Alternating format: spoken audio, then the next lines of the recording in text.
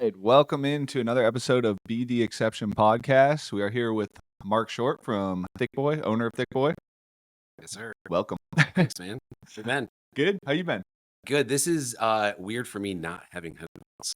And I started a podcast in 2018. Did you really? Yeah. Called Mark Explains. Okay.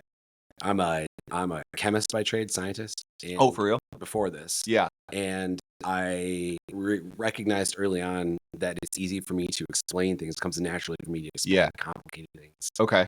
to the everyday person. Yeah. So I started this podcast called Mark Explains, where I would have on really interesting people and we would talk about complicated things. Really? Yeah. That's In a dope. simple way. Yeah. But I always had headphones on because Yeah. it helped me not over talk the person. Oh, so Yeah. you like it because you can it gets into your It keeps me from interrupting. Yeah. Okay. Yeah. Okay. Because I'm the opposite. Because I hear it both ways, and I'm like, Yeah. ADD. So, that's cool. Yeah, man. I didn't know you were a chemist by trade. Yeah, I went to Michigan State University for chemistry and geological sciences. Okay. Got a degree in environmental geoscience. Yeah. Loved it, and then got a degree in chemistry afterwards. Wow. Okay. So is that like 2 bachelors? Was it a major minor? Or? No, I was at double bachelor's. It was actually I finished my I wasn't planning on getting a degree in chemistry. I was finishing my last year in geoscience. Okay. And I took a like chemistry and hydrogeology course. Okay. So it was like the hydrogeology is the movement of water through the ground. Yeah.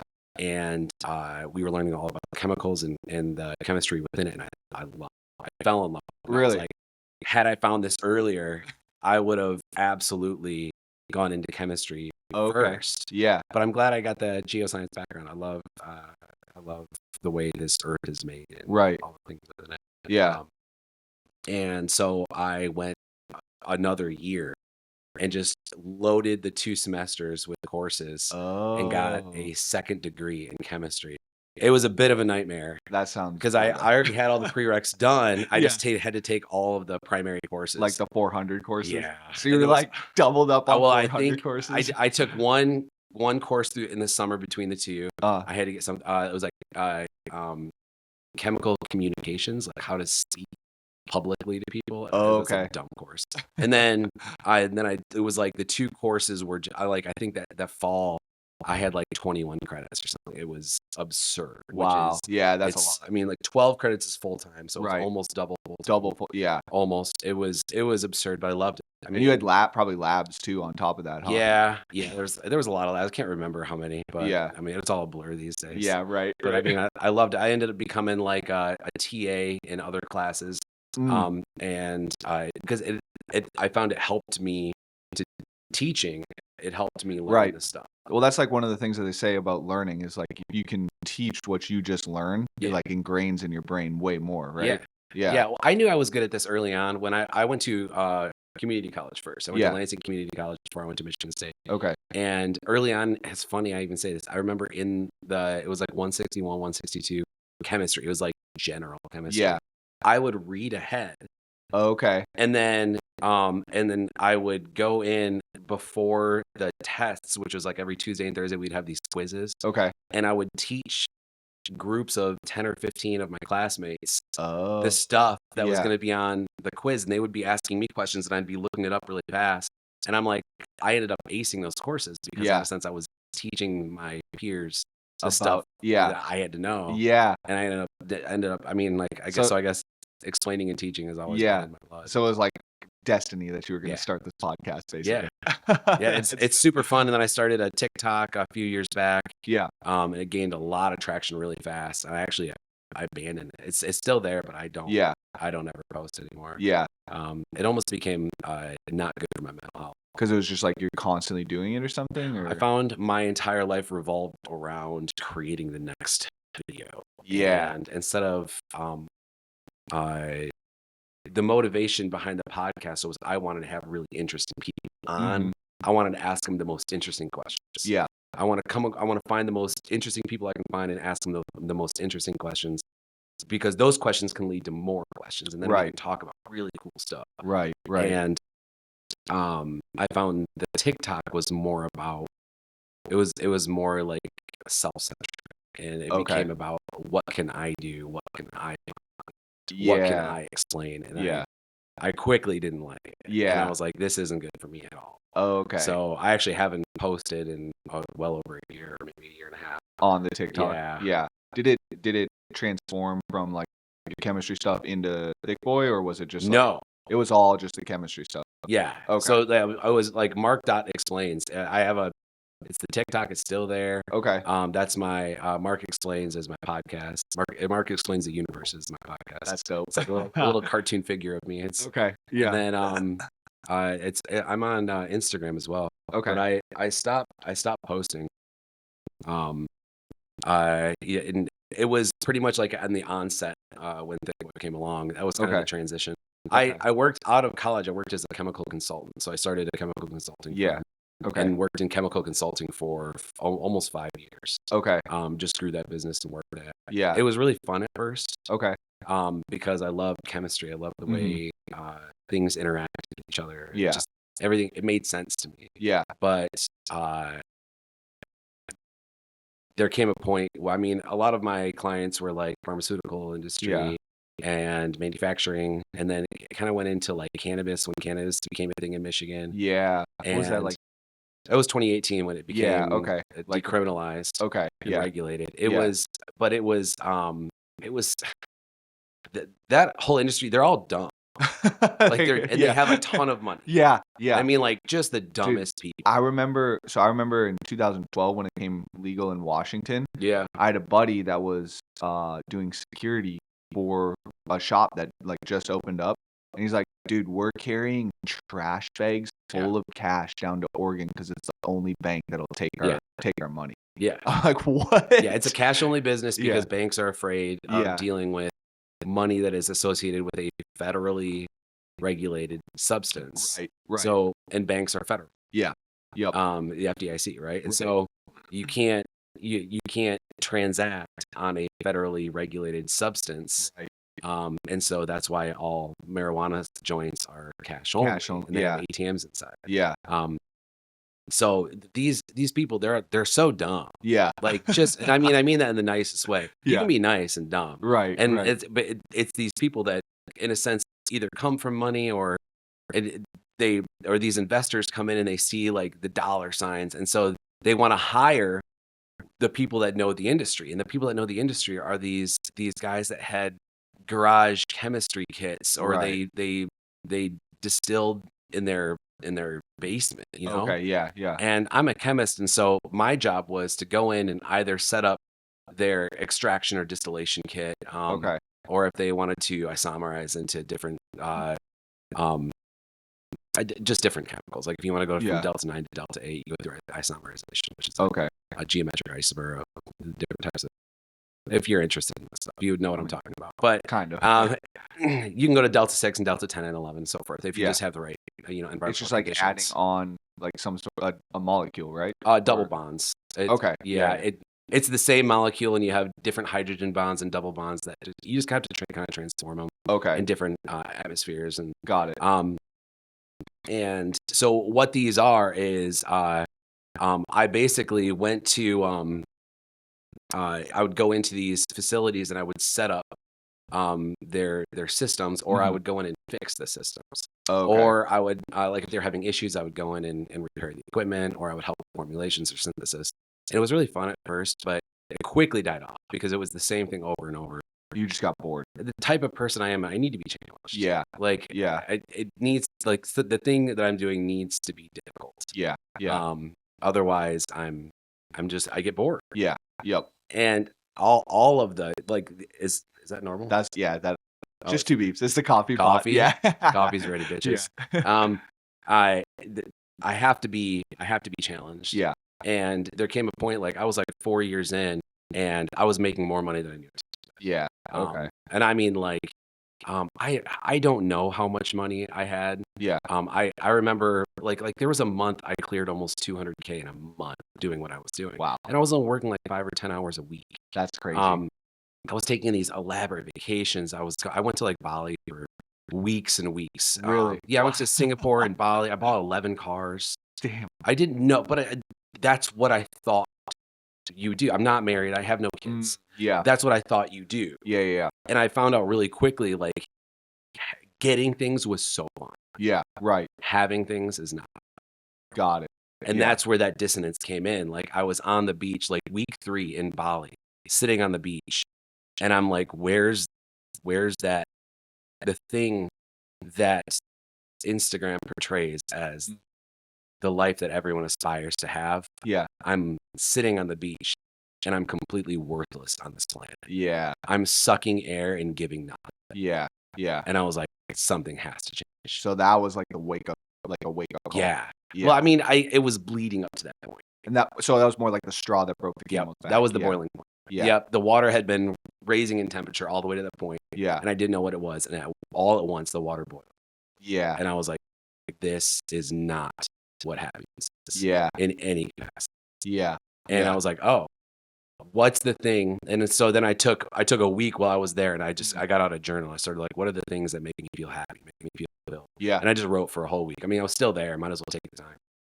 Right. And I realized quickly that the things that make me feel fulfilled are adding value to others people's lives, like to become significant. Yeah. On this planet. Yeah. And that was when I was able to verbalize what is now like one of my life ethos is like the biggest fear of my life is insignificance. Okay. Yep. If I were to die, I'm not really concerned with my morality. Right.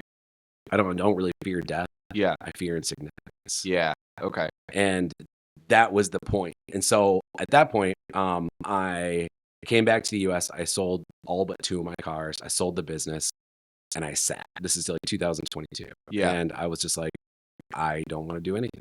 Yeah. And so I sat for about 8 months just trying to figure out, like, what am I actually going to do? Mm-hmm. And in that process, I've been involved in CrossFit for, at that point, 7 years. And I started making these stupid shirts with my best friend Andy, because we're like, some of us are just not lean. We're just thick boys.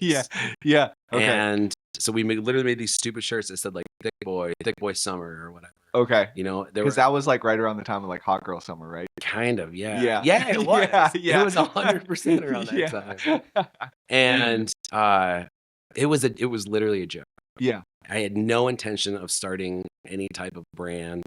It was just a joke. We made a few, and it was like fall of 2022, maybe late fall of 2022. Mm-hmm. I was like, maybe I want to do something with this. Yeah. And so I sat down with Andy. I was like, should we do it? Because like, if we're gonna do this, I have. You're like, I'm in. I have no chill. Yeah. I don't have as I have, as it's either 0 or I'm the dot. Like, yeah. I'm all gas, like as hard as it goes. Yeah. And so I'm like, if we're gonna do this, then we need to set it down. So we sat down and we decided to launch this business. Me and Andy together, we kind of went in. Okay. We both put in $10,000 just to start the thing off. Okay. And so in a sense, we were like 50-50 partners to start. Yeah. He has a full-time job and a wife and 2 kids. That was all about he could do. He showed up to a lot of local events when he could. Yeah. But he found out it was actually really difficult for him to do that. Yeah. Yeah. So he has taken more of a backseat. Since then, I've dumped my whole life. Yeah. Yeah. And at first, we were like all satire. It was like, dude, what was like some of your first shirts? What was your favorite first shirt? None of them were. They're all embarrassing. Like at that time, I thought they were so funny. Like there was this one of like this beautiful cartoon silhouette of a sailboat, and it said, like, "Orgies don't start themselves." It had nothing to do with fitness. And I'm looking back, like, that's so it's so stupid. It's so stupid. It's so great. It's so dumb. Like we had some other ones like lift weights, pet dogs that you've seen 1,000 times. Yeah. Like we like I was inspired by some things. I knew like a part of me wanted to make people laugh, but I was like, I feel like there are some brands that are all satire, like Rascal Apparel, Barbell Voodoo. Yeah. They're just all satire. Yep. And I started like I looked at them, and then I would see like brands like Grit and Chalked Up and Physical and Wild South and LSKD and like a lot of these guys are my friends. Yeah, right. Like and really great people. Right. But a lot of the stuff they did was monochrome. It was what is monochrome? like you know exactly what you're getting. It's kind of the same single color. Like yeah. It doesn't matter which brand you kind of go to. It's kind of the same. Okay. It's all it's the same across the board. It's like, I mean, maybe no offense to this, but like Noble. Sure. You know exactly what you're getting. You know, you go in and it's gonna be. I mean, LSKD and Noble are virtually the same. Yeah. There are some brands that kind of fall out of that. Like Fleo kind of fits into that brand where they have some fun stuff, but like really a lot of the other brands don't. Yeah. It's just it's clean, but it's also really great. Like these are awesome companies. Yeah. With really great stuff, but you know exactly what you're getting the whole time. Yep. And I was like, where's that space where I can offer something that's really fun and also really nice? Okay. That maybe I can glide out of the satire, but like what if it was like tie dye and bleach dye, but also really cool. Yeah. And so that's really kind of what we settled into. We had to rebrand because like we had an old logo when we first came out. It was like retro with like retro lettering from like the 80s or whatever. Oh yeah. I don't know. I should show you a picture. Yeah. It's it was like Miami Vice type. Yeah. Dude, it was 100% Miami Vice. Yeah. And I don't even know if I have here it is. Holy cow. Look at this. I'm gonna show the camera here and say, look at this old. Oh wow. Okay, that's not what I was envisioning at all. Yeah, okay. So I don't know if the camera can see that. Maybe. But it is.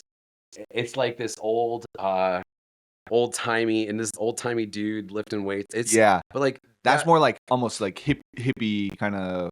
Yeah, I like this. It was kind of like retro, old timey, and like that's kind of where we were. And, and then I was like, that's not who I am. Yeah. And this entire brand is a kind of an expression of who I am as a person. Yep. And so we kind of went through the first few months, and then like October of 2023. So we officially launched in January of 23. Okay. And that year was all like satire. And then it quickly was just like, this isn't a thing I want to be. Yeah. We didn't even really sell any shirts until like July of 23 of August. Yeah. It was maybe 6-7 months. Wow. I mean, like you sell a few to your friends. Yeah. You get like a little bump right at the beginning and then it just kind of fizzles because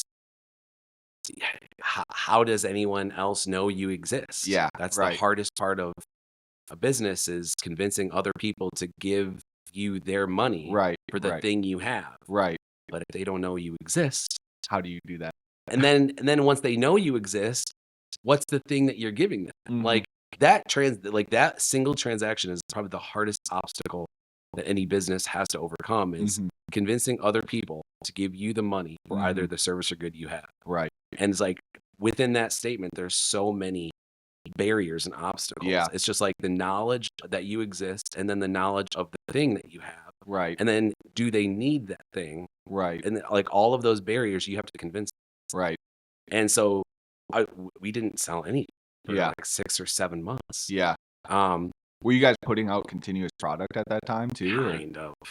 Or it was a little inconsistent? Kind of. Yeah. Dude, it was so wild at first. At first I was like, it's a good idea. If we just take a ton of blank shirts, 4 colors. That was all we had. We had gray, pink, blue, 3 colors. So we had charcoal, bright pink, and electric blue, and t-shirts and tanks. That's it. Okay. And we had stacks of them in our trailer and a press on hand. And I went and printed hundreds of heat transfers of all the different designs that we offered. Okay. And I thought it'd be a cool idea if you could pick the design you wanted. Okay. And put it on the shirt and color you wanted. Okay. And I would press it right there. Okay. Yeah. In concept, it's kind of cool. Yes. In reality, too many decisions. Oh, okay. People get decision paralysis. It was kind of like if you go to like on vacation or something like that, you walk into one of the beach Right. shops, all these logos on the wall. Thousands and thousands. I get decision. I mean, you go to a restaurant, and I don't. If you ever gone to like a Mexican restaurant where they have like numbers 1 through 47, and you're trying to read, and you're just like, oh my gosh. Yeah. Thai Same. places. Yeah. Thai places. Yeah. I mean, I like Thai, so they get a pass. They get a pass. I mean, I like Mexican, but like you go in and you're just like, there's so many options. So then I'm just like, okay, I know I want chicken. So then I'm like trying to find just the things. It's just too much. Yeah. And I quickly recognize like this is way too many options. Yeah. Yeah. And so I'm like, we need to like pick a design for a color. Okay. And I mean, like if you were to go onto my Instagram and scroll all the way to the bottom, you'll see. Okay. You'll see like some of the original The designs. OGs. Yeah, some of the original ones. So, like they were silly. Like I'm cool, but I cry a lot. It had like a little barbell that was crying or something. Yeah. It's just they're all satire, but like Right. some of them were fun. Yeah. Your dad is my cardio, and it had like a exercise. Just dumb. They're all dumb. And I realized I'm like, no one's gonna buy this shirt thinking someday I want to come back and buy another shirt. They're gonna be like, I want to buy this shirt because it's funny, and then I'll completely like just go on to something else. Yeah, I mean, 20 minutes after they purchased the shirt, you could say, what was the name of the booth that you got it from? They probably couldn't say anything. Yeah. The whole purpose of business is creating a customer that wants to continue to purchase from you again. Right. The whole purpose of my life is to become significant. Right. So if I can use what I'm doing as a conduit, if I can use this as an excuse to become significant in somebody's life, yeah. And this entire concept began to build around what I was doing, and I'm like, oh, because early on I found Kelly Wyatt. Yep. Old teammate. Yeah. You know Kelly very well. I know Kelly well, and I found her. Actually, I think when she was going to compete at that game day competition, right?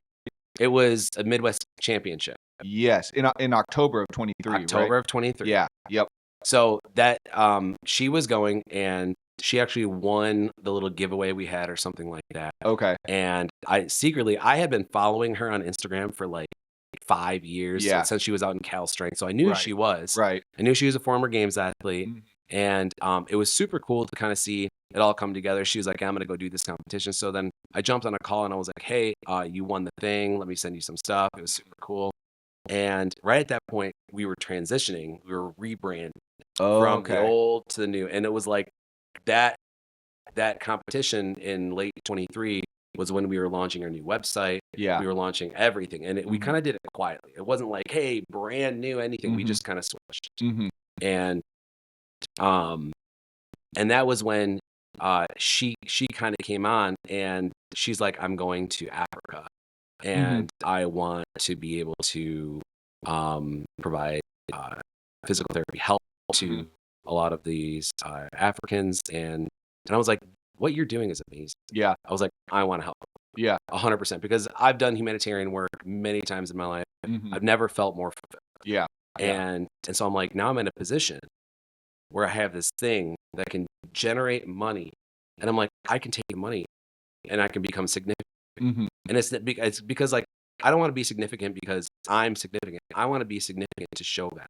Yeah. I want Kelly to feel valued in what she's doing. Yeah. And this gives me an avenue to do that. Yeah. And I saw that value early on, and I was like, oh, I can use this as a vehicle. Yeah. To show people that who they are is valuable, like intrinsically valuable. And that's been the core driver of this entire. Yeah. It's not like I don't care about money. Yeah. You can't buy it. Like I had it. Yeah. I was good. Yeah. Like you can't, like somebody offered to purchase ThiccBoi last year, and I was like, no, that's dumb. And it was a stupid amount. And I was like, no, that's dumb. Yeah. I was like, I'm building this thing that I love. Like I love this. This is the first time in my life, arguably, that I've been this happy. Yeah. That's dope. And it's because I'm building something that I can provide value and help to others. And it aligns with what your philosophy is. That's everything. Right. Right. Like, and if I were to sell it, then I would have the thing that didn't make me happy, and I wouldn't have the thing that does make me happy. Right. Right. And I'm like, none of that makes sense. Right. Right. I realized at that point, I'm like, oh, I can't be bought. Yeah. that makes me dangerous. Yeah. Because now the only thing that can stop me is me. Right. That's it. Right. Because I'm willing to do this for free. Yeah. Because I literally don't care about money. I mean, I care about it enough that it keeps me going. Right. But if money is not the driving factor, like I'm driving down, I'm on my way right now. For those that don't know, I live in Knoxville. And this is kind of on the way down to Florida. It's kind of like I drove down and did like 10 little baby loop. Yeah. So it's like maybe 20 minutes out of the way. So in a sense, right. But I'm on my way down to Florida. It was 10-hour drive. I'm going to spend 3 days there for a competition tomorrow morning called the Tampa Bay Spring Classic at Valor. It is a competition with 70. Yeah. It is a weightlifting competition. Oh, okay. I probably like monetarily won't even cover the cost of my hotels and my gas. Yeah. And I'm like, absolutely. Yeah. Because one, I don't know who I'm going to meet. Right. I don't know what connections I'm going to make. I don't know. I don't know what impact I can have. Like if money is the driving factor of everything, then every decision I make is going to be stifled by the fact that I'm trying to chase the thing that can never be chased. Profit and loss statement. Right. And I literally don't care about it. Yeah. Like you can have it. You want it? Go for it. If you like money can never enough money can never be chased. Right. So if I'm chasing money, then I'm chasing something that can never be chased. Versus I'm currently chasing the thing that fills me on the deepest level. Yeah. So I'm always at the point of the thing I'm chasing. Yeah. Right. But it also needs to be filled like every day. It's kind of like that old Dan Bailey, it's Josh Bridges, pay the man. Pay the man. Yeah. You know, and rent's due every day. You know, like rent is due, and you must pay it every day. It's kind of like that thing. Like, like I'm paying the cost every day for the thing that fills me, but I'm also completely right. Right. So there's no lack of the thing that I have. Right. Right. Which is it's just really interesting. So yeah. So it'll drive you to do kind of like things that don't make sense from a business standpoint. Oh yeah. But it's like my business is fulfilling. Oh yeah. Fulfilling my happiness and aligning my philosophies and like so I'm going to do things that do that, even if it doesn't make sense from a business standpoint. Which like me looking from the outside in over the last, we're coming up on pretty close to a year. Like have we known each other for a year? Yeah. I think it's May. May will be a year. I think. Yeah, I feel like I've known you for like 5 years. Yeah, right. No clue how long I've known you. But like watching from the outside in, it's like that has been your driver of success in your business. Yeah. And it's like you know, I think we share pretty similar philosophies and like bringing significance to other people's lives and like fulfilling what their dreams are. And you know, watching you have success with that has been awesome over the last year because it's like you've blown up. I don't feel like it. Yeah, at all. But I'm having fun. Yeah, right. Like, so much fun. Right.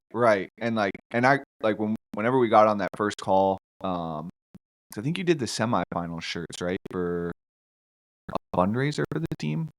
Oh, for Blacklist. For your team. Yeah. Oh God. For Lakeville. So maybe it might have even been you. Yeah, it might have even been earlier than that. I think it might have been April. Could have been April. Yeah, I mean, like when we first connected, it was probably informal. Yeah. I did the semifinal shirts for the Blacklisted team in Lakeville.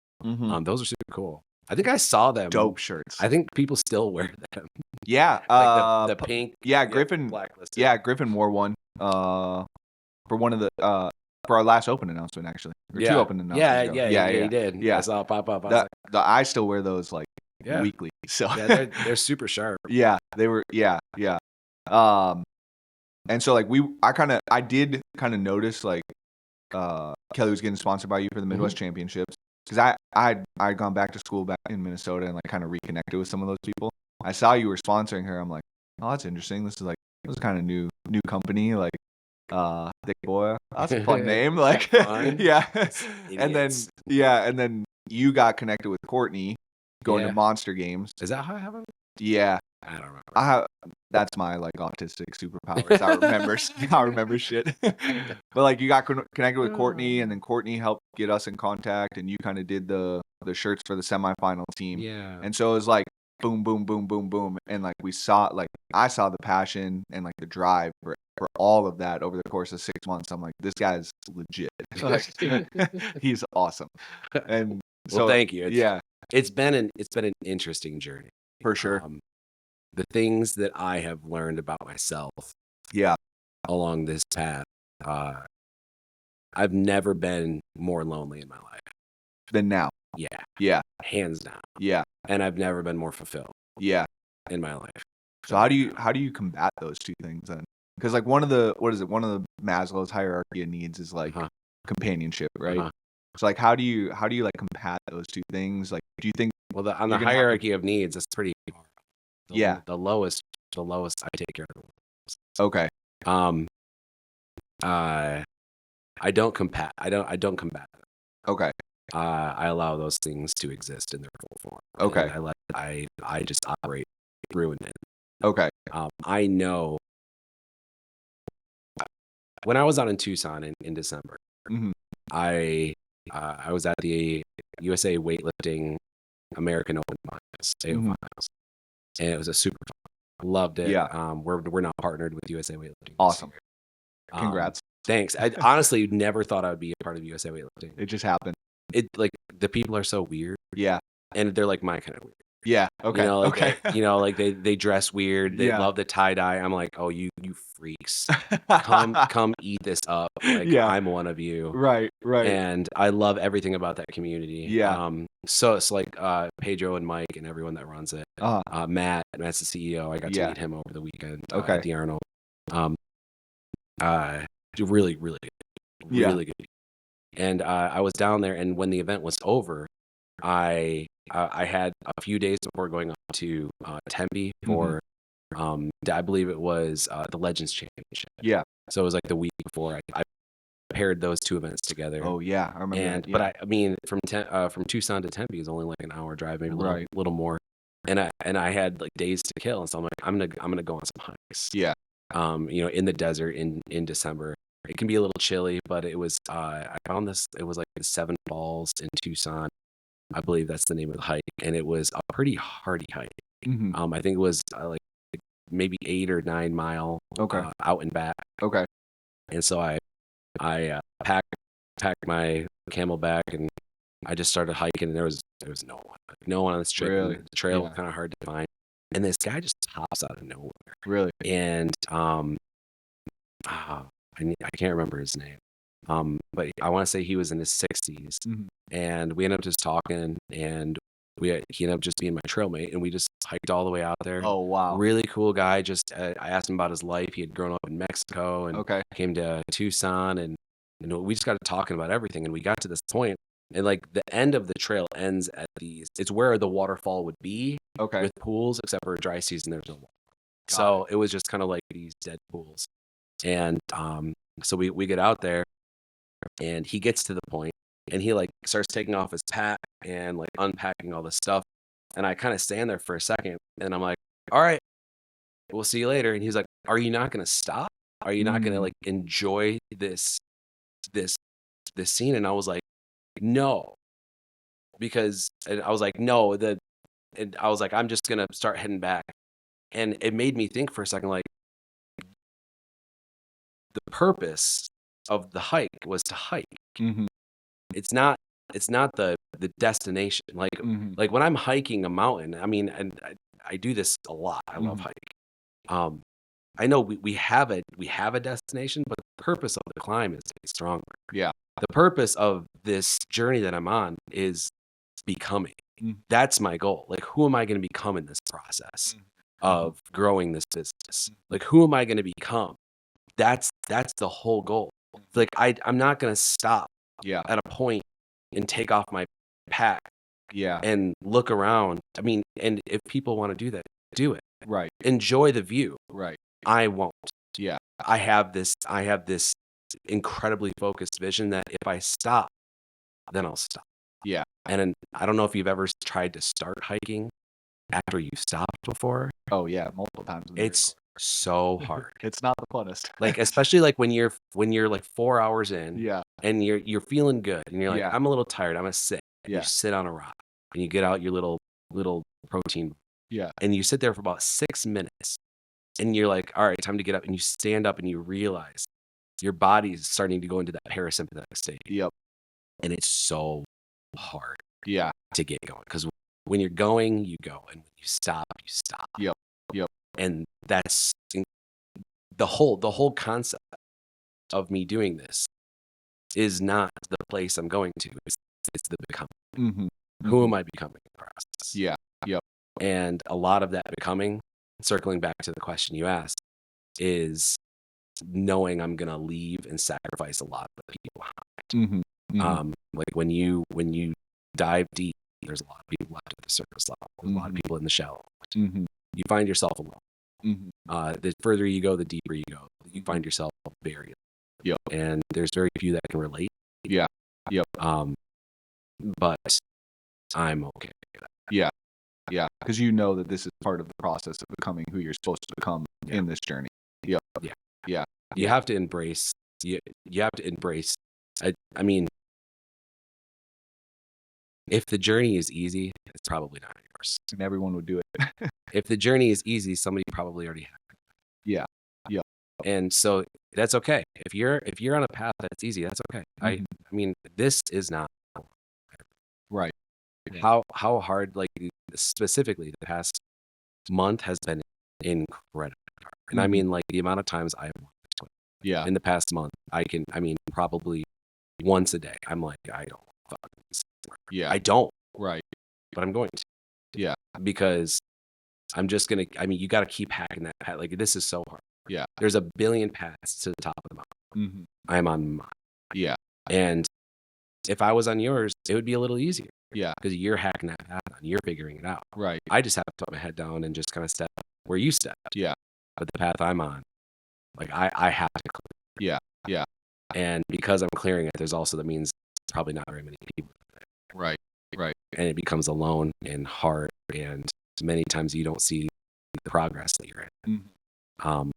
But that path is the only one that I go. Yeah. Because I'm a psycho. Right. And there are a few people like us that I can't just take the path. Yeah. Right. Right. I have to forge my path. Yeah. Yeah. And like I think some of that comes from experience of taking somebody else's path as well. Yeah. Understanding like, no, this is not for me. Yeah. Like well, I mean, I was in the military. Right. Right. Everything is very cut and dry. Yeah. You know exactly what to do. Right. I don't know what to do. Yeah. I have no idea what I'm doing. Yeah. You know, instead of like instead of succeeding until you fail, or like you go until you fail, I'm gonna fail until I succeed, right? Yeah. It's like this different concept. Like people have a fear of failure, and I get that. I also understand why people don't start things, because if you're slightly successful, there's a higher altitude from which you fail. Yeah. Like there's a lot. There's people that will lose weight, but they're scared of losing weight because they gain weight. And then they have to explain to everyone that fear of some success and then more failure is almost crippling enough to keep people in their same position. That makes sense. Yeah. Like the fear I have right now, like if I fail from this altitude. Yeah. Yeah. Like I don't. But is that your perception? So like you're perceiving what others would think of you, right? Yeah, of course. In that regard. Yeah. And like, but like you realize that, and so like you're like, it doesn't fucking matter. Like No. I'm just gonna keep going. I don't care. Yeah, I have to. Yeah, I don't care what other people think. No. But like that's the mindset I think that a lot of people don't have. That you're talking about that keeps them from trying those things. Yeah. Yeah. It's this is a very difficult. Like this path is very. Yeah. It's not correct. Yeah. There's the amount of people that I have come across that have said, you know, oh, I started an apparel company. I was like, oh, what happened? They're like, oh, you know, it just didn't work out. And I'm like, oh, you quit. Yeah. Right. It's okay. Yeah. It's okay. You quit. Yeah. And they're like, yeah, you know, it just kind of got hard. I'm like, yeah. Yeah. It does. And it's kind of like, there is a, I'm not going to remember the name of this graph. There's a graph of fluids when they go from solid to liquid and then liquid to gas. And it kind of does this, like the temperature range goes up, and then when it changes from solid to liquid, the temperature stabilizes, and then it goes liquid to gas, and it kind of does this stepwise. Yeah. Yeah. The way temperature over time. And that's kind of like the growth process. Right. Like it's real difficult, and then there's a hard plateau. Yeah. And then there's growth and there's a hard plateau. Yeah. And those plateaus are the times where it's so incredibly hard. Yeah. And I'm like, congratulations, you saw the first hard. Right. There's 12 more Yeah. in the first year. Yep. And if you make it through that, guess what? So did 10% of the other companies. 90% will fall on first. 10%, they'll make it to year 2. Then 98% of those won't make it any further than that. Right. So if you're at 2 years, you are in the 1.5% club, right? 1.8%. Congratulations. Fast forward 5 years, it was like 80% of those don't make it. Right. So like if you make it to 2 years, congratulations, you're still probably not. Yeah. And I'm at 2 years. Yeah. Yeah. Right? Right. Yeah. So I'm like, shit. Yeah. Like this is the worst gamble. Yeah. Yeah. It's the worst. Right. The odds are completely stacked against you. Yeah. When you enter into a business. Yeah, because people don't they don't recognize how hard it's going to be. Mm-hmm. Like this is incredibly hard because no one cares. They care about you, right? But they don't care about your business. No one cares about my business like I do. Right. I mean, at the end of the day, this thing lives and breathes because of me. Mm-hmm. And if I can integrate that breath with my breath, then it can grow like I grow. But that also means it'll die when I die. Right. And if I don't work on this every second of every day, then it's not going to grow as I grow. Right. Yep. Yeah, and I think like when I started, I had some concept of those statistics, and I was like, man, you're in for a ride. Like you're in for a ride. And like there's also something like that's just competitive about you, and you're like, I'm not gonna be the wrong number in those statistics. Hope like, not. Yeah. Might be. Yeah, you could be. Yeah, you Hope for not, sure though. could be. But it's like that is also kind of like a driving factor of like you knowing those numbers and knowing that like, I mean, what does it end up being, like 1% or 5%? It's less than 1% of the businesses at the 5-year mark. Yeah. And it's like that in and of itself, like are profitable. Yeah. So some are still in business, but they're not profitable. Yeah. And so like you were talking about something that challenges you, and like that is like a super big challenge. Like super big challenge. Yeah. And so to be able to have that focus and drive to that number is like, I think somebody that's competitive and wants to be challenged, or I almost call it more challenge oriented than competitive. Yeah. Because you're like, what is going to be something that I can chase after that I might not make it? Yeah, I might not. Right. At all. Right. I think yes. Yeah. This is I'm a problem solver. Like to the core of who I am as a person. I'm a problem solver. This is a very difficult problem to solve. Oh yeah. And there really isn't any end goal. In a lot of the senses, I take this the same way I hike. Like there isn't a point at which I'm going to be like, yes, I made it. You know, we are at a space right now where we're looking for investors. Yeah. And shout out. And I had like an investor at like I'm giving him all my statistics. I'm pretty transparent with all these things. I actually have a YouTube channel where I tell everything.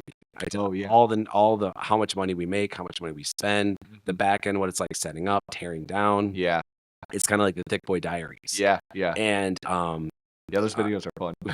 You watch them? I've caught a couple clips of some Jesus. of them. But it's the concept is or I had this this investor ask, it didn't work out, but this investor was like, what are your 6-month goals? And I was like, ooh. That's such a hard question. Well, I mean, because like year one in 2023, I think we grossed like $37,000. Yeah. And we were like net minus 11K. Yeah. So we didn't make much. Right. And so going into year 2, which was last year, which would have been the first full year of business, at the beginning of 2024, I was like projecting, and I'm like, okay, projections. If we make $100,000 this year, that'll be a great year. 150 would be a banner. Yeah. Right. Right. And so I'm because we only worked really half a year, so all that made sense. At the end of last year, we cleared $747,000 in gross sales, and so now I have these investors, which is insane. That's insane. And so now I have these investors. They're like, what are your projections for 25? And I'm like, I don't know, bro.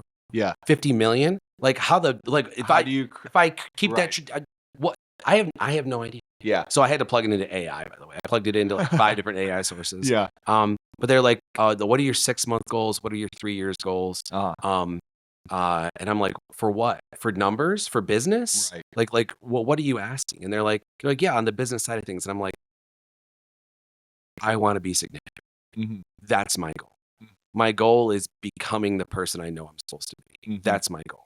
Yeah. Everything else falls to the wayside. Yeah. I don't spend a dime on advertisements. I don't spend a dime on marketing. Everything is completely organic. Yeah. I've never purchased one follower on any of my socials. It is 100% organic. Yeah. I am constantly posting. I'm constantly engaging. Mm-hmm. Like everything about like who you are is encompassed by every single thing you do. Mm-hmm. I kind of think like if I have like a bottle of water that is in front of me, and I drink that bottle of water, I'm drinking every part of that water. If it has trace elements of iron and cadmium and magnesium and all these things, if I'm drinking that, I'm not just drinking the water, I'm drinking every part of it because the water encompasses everything that's a part of it. Mm-hmm. And if there's a tiny part of it that's toxic or inauthentic, you're consuming it. Mm-hmm. And I have to think about myself like I am every part of me. Mm-hmm. Every part of who I am. I can't have a tiny bit of toxicity in me and think that I am not toxic. Yeah. Because I am all of me. So then I think about this business that I'm growing, and every part of this business is the culmination of every tiny little thing.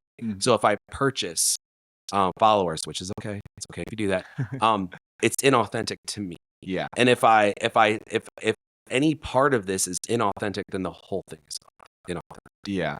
Yeah. And so the whole goal is becoming. Okay. The whole goal of this thing is becoming. Mm-hmm. And I don't know what that end goal, I don't even know if there is an end goal. Mm-hmm. But if the goal is money, then I don't want to become money. Mm-hmm. I am not interested. The goal is growth. The goal is value. The goal is compassion. The goal is impacting people. Like being able to come in and support people like Courtney. Mm-hmm. And like in all the stuff that you do, and all the camps that you run, to be able to just be like, of course I'll sponsor. Yeah, of course I'll make you. Wait, you kidding me? Yeah, you are helping people. Right. I have an avenue to help. Yeah. Those that help. Yeah. Of course. Yeah. Of course I will. Right. No questions asked. Yeah. Yeah. That makes all sense. Right. Right. So my 3-year goals are to become. Yeah. I like it. And a lot of the times I just get out of my own fucking way. Yeah. That's like, I see myself on this giant, huge ship. Like I'm on a huge ship and I'm in the fucking ocean, right? Yeah. And I'm on this huge ship and I happen to be at the helm and I am this big. Yeah. And the wind, arguably the second mightiest force on the planet, is pushing this ship. Yeah. And I'm on the ship and I'm steering it with a rudder that's that big. Yeah. It would be silly to think that I'm in control. Right. I am not in control. My goal is to make sure we don't crash. Yeah. My goal is to get the fuck out of my own way. Yeah. And let this thing go where it's bound to go. Yeah. I built the ship. Now the momentum of the earth takes it where it's to go. Yeah. Yeah. I like that. I like that a lot. That's a good philosophy. I'm not the dude. Yeah. I just happen to be lucky enough to be sitting at home. Yeah, for sure. For sure. So like what kind of big thing, like, what do you have coming up here? Like, I know one thing that I find pretty admirable what you do is the amount of like competitions that you go to. Yeah. And you're like, I don't give a fuck. I'm going to whatever. Like, all of them. Yeah. Like you said, like Tampa Bay Spring Classic tomorrow. 75 people at it. You're like, I'm there. Yeah. Like, I think that's that's like old school CrossFit mentality. Yeah. It's like we're all about the community. Yeah. We're all about being there for people. We're all about, showing up and having a good time. It's like that was one of the things that I find like very admirable about what you're doing. So like, what are some of the other things that you're trying to hit this year? So I don't know if I can talk about it or not. They're under wraps. Some of the big stuff that we're doing, obviously, we're I really like the small to medium events. Mm-hmm. Larger events, I find I'm just another vendor. Okay. We were at the Arnold this past weekend. It was incredible. Loved it. Yeah. We were just another vendor. Okay. When you go to a small event and there's 3 or 4 vendors, and we're the only apparel vendor, and we get to come in and give apparel to all the podium athletes, and we get to provide apparel for the support staff. We get to make them cool stuff, you know, stuff that they wouldn't have before. They're so thankful. Yeah. And I'm like, yeah, of course I want to sponsor this. Of course I want to come in and support you guys. You are the ones that are actually providing a space that makes people better. Yeah. Yeah. I make a shirt. Right. At the end of the day, I make a shirt. Yeah. What makes me different than any other company? And I'm like, oh, what if I just support the shit out of every single person that does that? Yeah. It's easy. Yeah. I can do that. Yeah. So that's what I'm doing. Yeah. Yeah. And like you've contracted some people out to help with that now too. Like Spencer is coming down. Spencer's awesome. Thank you for putting us in touch. He's awesome. He's gonna come down. He's he's adaptive athlete, right? Yeah, you could call him that. That's awesome. Love you, Spencer. He's not adaptive. He's an incredible athlete. Yeah. He is our first franchise up in Michigan, up and running. And actually, he's gonna be setting up a small little pop-up for the camp for you guys. Right. That'll be his first event. Yeah. Solo. Yeah. So stoked for him. Yeah. He's gonna bring some cool stuff down too. Stuff you guys haven't seen before. Sweet. And then we just signed our second franchise out in California. If you're interested in franchises, hit me up. Yeah. Can you actually talk about that a little bit more? Because I love this idea. Yeah. So at first, I mean, like I see the way every other apparel vendor does it. I don't like it. I don't like the way I don't want to be other people. I'm not interested in how LSKD became successful. I don't want to be that. Why would I take their path? Right? Why would I do what they do? But I see like LRX and Barbell Voodoo and who are the other ones that really have a lot of vendor. I know PR Apparel has one or two, but it's this concept of they have reps. Okay. So as a company, I'm going to purchase a booth and the racks, the apparel, the signage, the checkout stand, the terminal, the rug, the signage, everything. I'm going to purchase it all and I'm going to give it to you. Okay. And I'm going to say, you're going to operate in the Atlanta area. And actually the greater Georgia area. Yeah. It's going to be you. Okay. And I'm going to find events for you. So I've just spent $7,000 on all that stuff I give it to you. And then I have to find events. So then I have to pay the fee for the event. You're going to get 10% of sales. Okay. 12% of sales. There's also like a bottom line. If you don't sell anything, I'll give you $100 plus gas or whatever. Okay. Yep. So there's you'll make money either way. Right. But then I have to pay the vendor fee, and I have to pay your gas, and I have to pay your lodging, and there's a lot of costs involved. Yeah. What if you get sick? Yeah. You can't make it. Okay. So now that investment that I have is just sitting. Yep. And then you're busy the next weekend, and then I have one out here, but you can't make it because your sister has a wedding, and then it's just like I'm trying to contract you as an employee. Right. And I realized, what if 6 months goes by, you realize it's not for you? Yeah. Now I have all this stuff that I have to get back. Yeah. I don't like it. Right. I don't like any of it. Yeah. What if I say, okay, how about $10,000? You buy it. You buy into the franchise and it's all yours. However successful you want to be, it's up to you.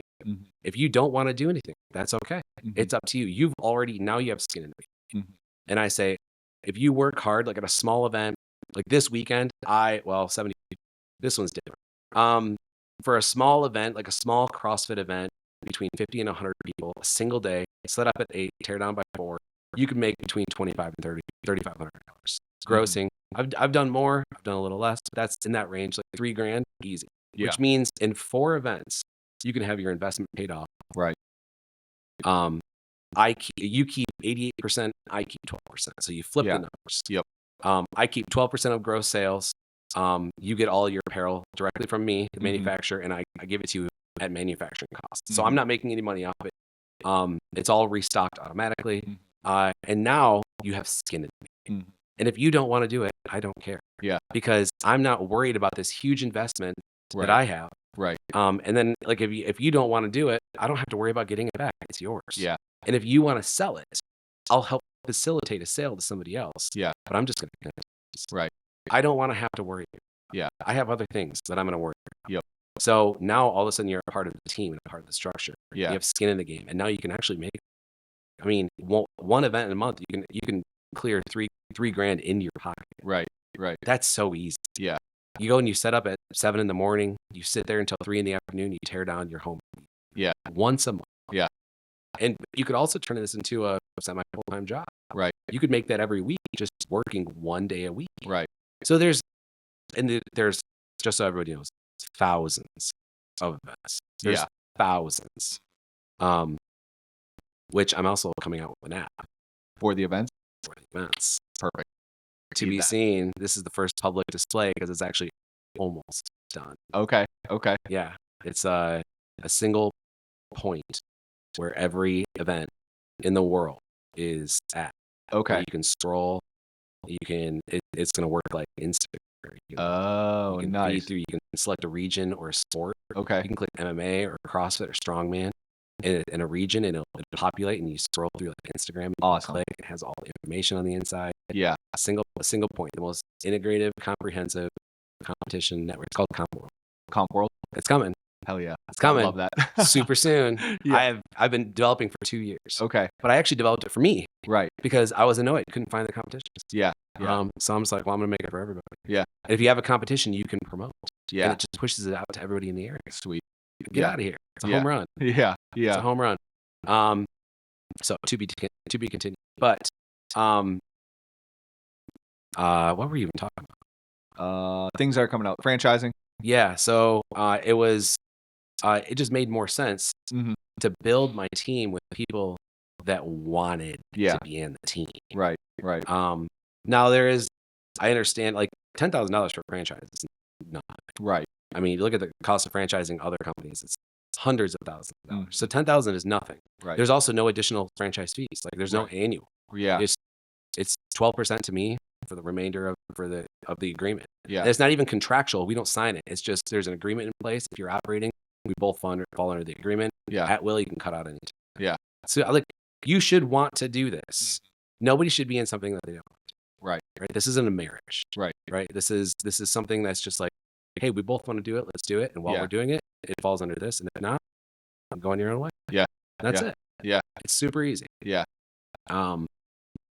So we have a guy, that one of the owners of Hero Barbell out of San Diego, Tony. Yep. He is going to also a former teammate. Yep. He's I don't know if you actually get along with these people or not, but he's a great guy. Yeah.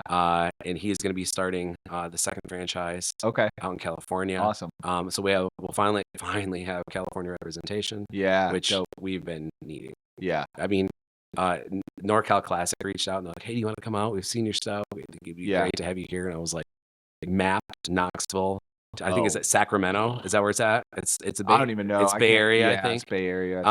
It was like 37 hours. Yeah. And I was like, okay, I can get there in 3 days. I know I can get there in 3 days. That's 12-hour day, 13-hour day, 12-hour day. I can do it.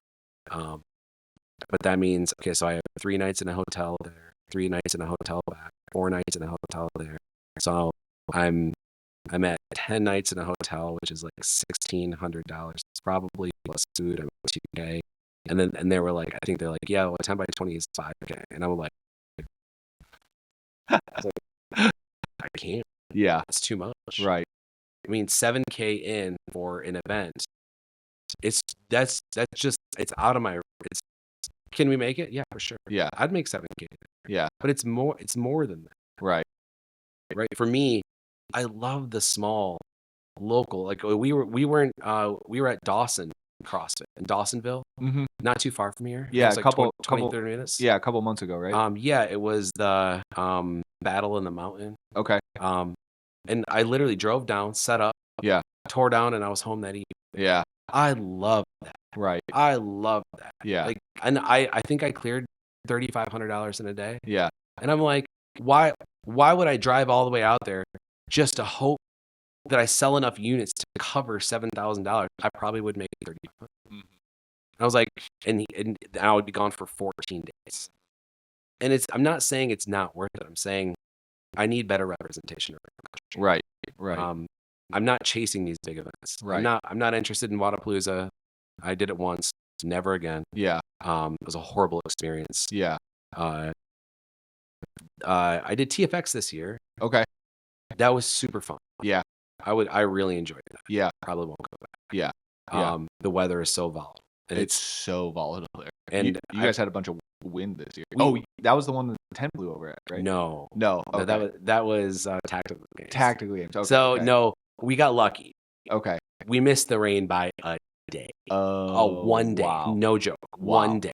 Yeah. I was driving down on Wednesday night, and it was pouring the whole way down. And then Thursday morning, because Thursday was setup day, and Thursday it was raining and stopped. It was supposed to stop by noon, and I arrived in Austin, Taylor, Texas. Yep, right outside of Austin. Yeah. At 1 p.m. and the blue skies were just clearing, and it was sunny all weekend. Oh, thank God. However, I have heard in years past that it has been 40 degrees and raining and windy the whole time. Yeah, I think there was one year there's some pretty cloudy weather, and there was some rain, pretty muddy. Yeah. 2 years ago it was muddy. In 2017, before they moved out to Taylor, when they were still in Austin, downpoured, and they were in a rodeo complex, and so like to get into the rodeo complex, like they have a little bit of a dip. Yeah. And there was literally a pool of water in this rodeo complex, and they had they had a whole lane compete in that pool the whole weekend. It was crazy. That's not fair. No, people were literally competing in a pool of water. Yeah, it was wild. All right. It was wild. But that was also the last year that it was there. Then I think they moved out to Taylor. So well, I mean, the facility was beautiful. It's awesome. It's beautiful. The staff is so nice. Yeah. And Jeremy and the entire team, great people. Yeah. Great people. Yeah. I more than was excited to work with them. Mm-hmm. And they were really willing to work with me, and because they were asking a lot up front, and I was just like, I'm gonna be honest with you guys, I was like, I can't do that, and they actually worked with me, and I was super thankful for that. Yeah. I did KO in the OK, which was like 800 athletes. Oh wow. Yeah. And it was only 2 days, Saturday, Sunday. Okay. And there were teams of 6. Oh, good old days. Yeah, the teams of 6, and there was like 140 teams. That's awesome. And it was insanity. That's like what I don't understand is like why they continually downsize the team portion of things. Because it's hard. It is for sure. It's hard to find a team of 6. It's 100% hard to find a team of 6, but hard to find a team of 4. It is. But if the sport continues to grow, it's not. It's not. I know. But if like hypotheticals, if it were growing, like those teams would be easier to fill, and you would just have more bodies in the seats. Correct. That's not. I know. I missed the team of 6. I was on a team of 6 in what year was it? 2017? Yeah. That was for a local last year. Yeah. No, it wasn't regionals. Oh, okay. For a local event in Detroit, and I can't even remember the name of the competition anymore. And it was a team of 6, and it was a part. It's so much fun. So we did a 6-person warm. Yes, it's so much fun. A blast. We were carrying litters at the games in 2016 for litters. Yeah. Oh my gosh. It was. I mean, the stuff, and then like Fantasyland back in 2014, you push a whole sled, 6 people pushing a sled, doing pull-ups off the back of it. Like, there's just so much more you can do with teams of 6. Yeah. But the crazy thing is like they got rid of teams of 6 in 2018. But the sport was still growing at that time. Yeah, they thought it would be better to go to teams of 4, and I can't. They don't. I think it was an aesthetic thing, and then listening to Dave talk about some of the logistics that he runs on one of the Savon podcasts that he did. I don't think he likes dealing with a lot of the logistics of running bigger events. Yeah, and so it was 4 people gives you options to do other things. It's like 6 people is just. It's a lot. You have to make a 6-person sled. Yeah, that's crazy. Yeah, you have to buy it from Rogue. But they also had to make 4-person sled. Cheap. It is, yeah. But you already have that upfront cost. They already purchased the 6-person, so they just had to put in another cost to go down to 4 people. Maybe. I don't know. They had to put in cost for 4-person worm. It is cheaper in the long run. It's cheaper. Yeah. And I think it allowed them to do other things. But honestly, we're kind of speculating because this is one of my biggest gripes with CrossFit is they don't tell us. True. There's no communication. Right. Like, they make decisions and everybody's like, what? Yeah. Why would you do that? And there's nothing. Yeah. There's no one knows. Yeah. You appeal a decision, nothing. Yeah. It's the biggest complaint across the board for years. It's been the communication. There's no communication. Right. It's entirely frustrating. Yeah. Yep. It's kind of like the U.S. government. It's 2.0. Yeah. Yeah. You have an issue with the IRS? Nothing. There's nothing. Yeah. Nothing back. Yeah. That's HQ. Yeah. Yep. It's frustrating. Yep. It is. But it sounds like you're branching out into other events, like I have other sports. I'm booking right now for November and December. Okay. Every weekend through there is booked. Okay. Cool. I was trying to, Chelsea Ranieri out of Virginia. Yeah. Yep. She made the Wadland. She's a grid league athlete for the Florida Sharks. And she made the Wadlands Fest over in Spain. Oh, okay. Or is it Spain? Somewhere in Europe? Yeah, no, it is Spain. Okay.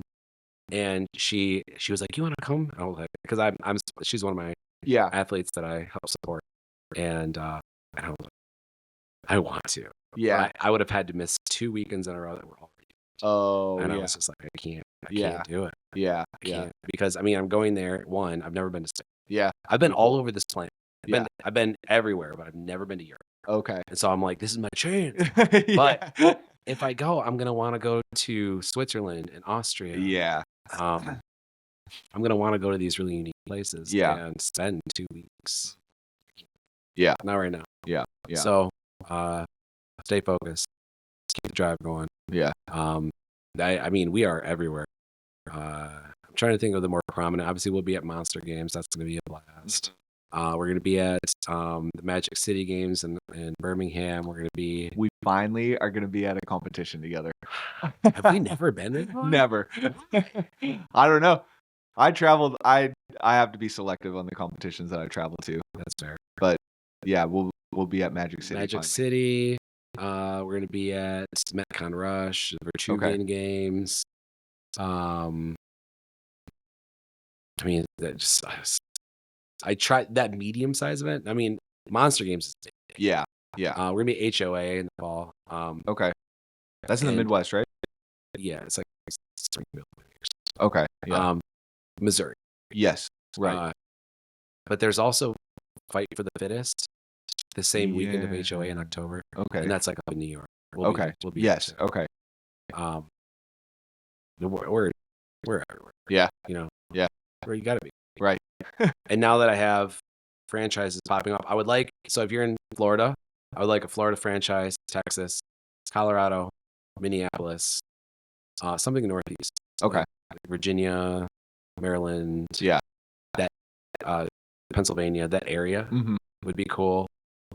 Northwest, PNW would be outrageous. Yeah. If I get somebody in like Seattle or Spokane, that would be phenomenal. Okay. And maybe might have a connection for you there.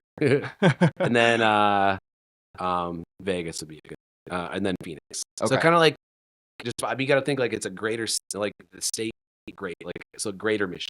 Spencer is greater Michigan. Okay. And if he wants to go to an event in Illinois, that's fine. As long as it's not taken by somebody in Illinois that already has claim or something like that. And also, if a state can have more than one. Like California, Texas, they can have more than one. Right. But then it just becomes about seniority. So that's the way it works. It's pretty simple. Yeah. So I think we have 73 events lined up for this year total. Hell yeah. But it'll probably grow once our franchise. For sure. Yeah, that's dope. I actually have to take off here. You got what? Yeah. Bro, we've only been going for like an hour. Hour? I usually do like 3-hour podcasts. Do you really? Yeah. Oh shit. I'm good. We fall off on traction after like 40 minutes. Oh, no, not me, dude. You're just like, let's go. I'm a marathoner. Yeah. Dude, thanks so much. Yeah, for sure. Dude. How do people get a hold of you guys?